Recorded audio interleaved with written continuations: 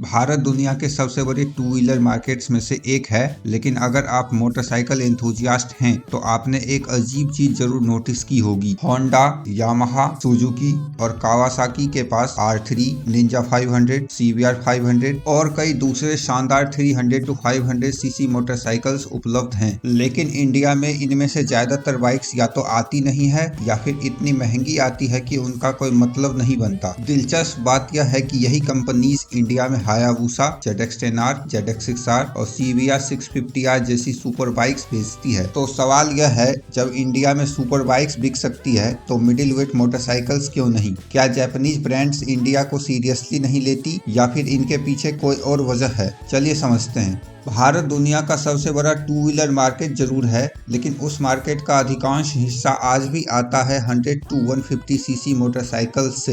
Enthusiast को 300 to 500 CC segment बहुत बड़ा लगता है, लेकिन मैन्युफैक्चरर्स की नजर से देखें तो यह अभी भी एक रिलेटिवली नीश सेगमेंट है। हाँ, सेगमेंट ग्रो कर रहा है, लेकिन अभी भी इतना बड़ा नहीं हुआ है कि कंपनी उसके लिए अलग से मैन्युफैक्चरिंग इकोसिस्टम खड़ा कर दे। यहीं पर KTM, ट्रायम्फ, एप्रिलिया और हार्ले को एडवांटेज मिला। इन ब्रांड्स ने इंडिया को बाद में टारगेट किया, इसलिए इनके पास एक अपॉर्चुनिटी थी। ये इंडिया के लिए नई स्ट्रेटेजी बना सकते थे। KTM ने बजाज के साथ पार्टनरशिप की, ट्रायम्फ ने स्पीड 400 का प्लेटफॉर्म बजाज के साथ डेवलप किया, हार्ले ने हीरो के साथ X440 बनाया, एप्रिलिया ने RS457 को इंडिया में मैन्युफैक्चर किया। इन कंपनीज ने शुरुआत से ही लोकलाइजेशन पर फोकस किया, इसलिए ये एग्रेसिव प्राइसिंग दे पाए। अब होंडा, यामाहा, सुजुकी और कावासाकी की सिचुएशन अलग है। इनके प्रोडक्ट्स पहले से मौजूद हैं, इनकी फैक्ट्रीज पहले से मौजूद है, इनकी production lines Japan, Thailand, Indonesia और वियतनाम जैसे देशों में पहले से चल रही है। अब अगर इन्हें इंडिया के लिए अलग से मैन्युफैक्चरिंग इकोसिस्टम बनाना पड़े तो वह एक बहुत बड़ा इन्वेस्टमेंट होगा। और प्रॉब्लम यह है कि जिस सेगमेंट के लिए इन्वेस्टमेंट करना है वह सेगमेंट अभी भी कॉम्पेरेटिवली छोटा है। यही बिजनेस केस कमजोर पड़ जाता है।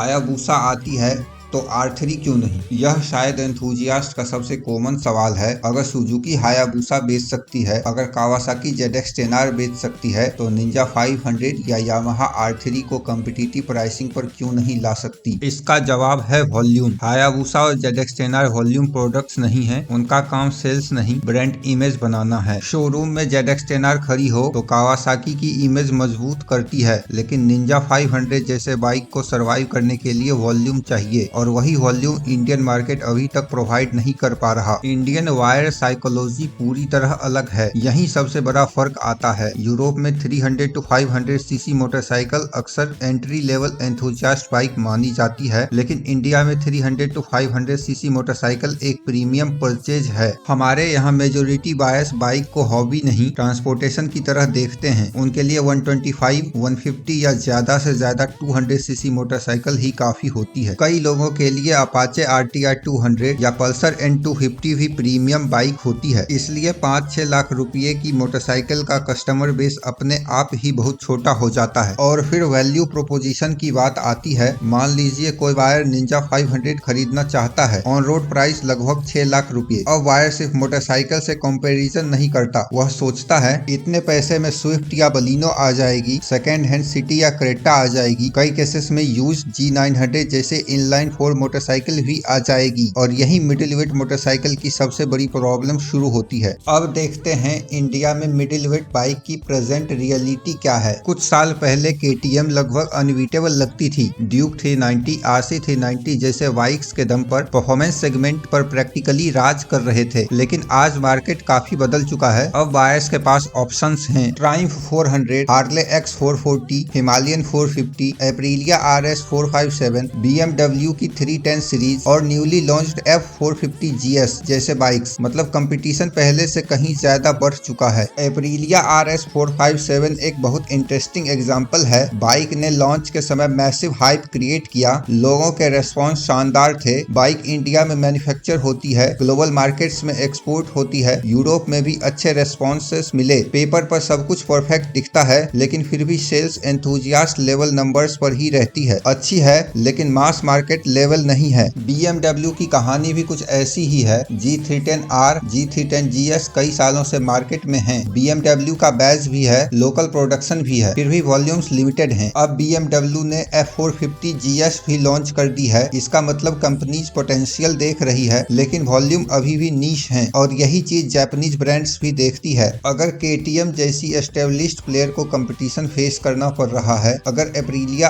RS457 जैसी हाईली प्रेस्ड बाइक भी नीश वॉल्यूम में सेल होती है, अगर BMW जैसे प्रीमियम ब्रांड भी लिमिटेड नंबर्स में सेल कर पा रही है, तो फिर R3, निंजा 500 या CBR 500 के लिए मैसिव इन्वेस्टमेंट जस्टिफाई करना और मुश्किल हो जाता है। लेकिन शायद सबसे बड़ा रीजन रॉयल एनफील्ड है। रॉयल एनफील्ड ने सिर्फ बाइक्स नहीं बेची, उसने इंडियन बायर्स की थिंकिंग बदल दी। आज अगर कोई कम्यूटर राइडर बिगर मोटरसाइकिल की तरफ अपग्रेड करना चाहता है, तो उसका पहला सपना अक्सर निंजा 500 नहीं होता। उसका पहला सपना होता है क्लासिक 350, हंटर 350, मीटियोर 350 या हिमालयन। क्योंकि रॉयल एनफील्ड एक एस्टेब्लिश्ड ड्रीम बन चुकी है। लोग ब्रांड को जानते हैं, दोस्तों के पास है, सर्विस नेटवर्क बड़ा है, रीसेल स्ट्रॉन्ग है और ओनरशिप एक्सपीरियंस भी फैमिलियर है। एंथुजियास्ट अक्सर कंपेयर करते हैं parallel twin, horse power, engine refinement, technology, लेकिन मेजोरिटी बायर्स ऐसा नहीं करते। वे अक्सर सिर्फ इतना देखते हैं, क्लासिक 350, 349 सीसी, निंजा 500, 451 सीसी, और फिर प्राइस देखते हैं 2.5 लाख वर्सेस 6 लाख। इसके बाद ओनरशिप कॉस्ट आती है। निंजा 500 खरीदना ही महंगा नहीं है, उसे मेंटेन करना भी महंगा है। टायर्स महंगे, इंश्योरेंस महंगी, पार्ट्स महंगे और सर्विस महंगी। बायर्स के लिए मिडिल वेट मोटरसाइकिल की annual maintenance cost family hatchback के मेंटेनेंस के आसपास पहुंचने लगती है और यही वजह है कि मिडिल वेट सेगमेंट दोनों तरफ से दब जाता है। कम्यूटर बायर्स के लिए बहुत महंगा, सुपर बाइक्स बायर्स के लिए बहुत बेसिक और एस्पिरेशनल बायर्स के लिए रॉयल एनफील्ड पहले से मौजूद है। तो क्या जापानीज बिग फोर इंडिया को इग्नोर करती हैं? शायद नहीं। असल में वे मार्केट को बहुत केयरफुली देख रहे हैं। उन्हें प्रोडक्ट्स की कमी नहीं है, असल में उन्हें डिमांड की क्लियरिटी नहीं है। इंडिया का 300 to 500 सीसी सेगमेंट एक्साइटमेंट जरूर पैदा करता है, हाइप भी पैदा करता है, लेकिन अभी भी वॉल्यूम पैदा नहीं करता। और जब तक वॉल्यूम सिग्निफिकेंटली नहीं बढ़ता, होंडा, यामाहा, सुजुकी और कावासाकी शायद हमें अपनी ड्रीम मोटरसाइकिल्स यूट्यूब वीडियोस में ज्यादा दिखाएंगी, शोरूम में कम। समस्या यह नहीं है कि इंडिया को मिडिल वेट मोटरसाइकिल्स पसंद नहीं है, समस्या यह है कि इंडिया में अभी भी इतने बायर्स नहीं है जिससे कंपनी मिडिल वेट मोटरसाइकिल्स को बिजनेस बना सके।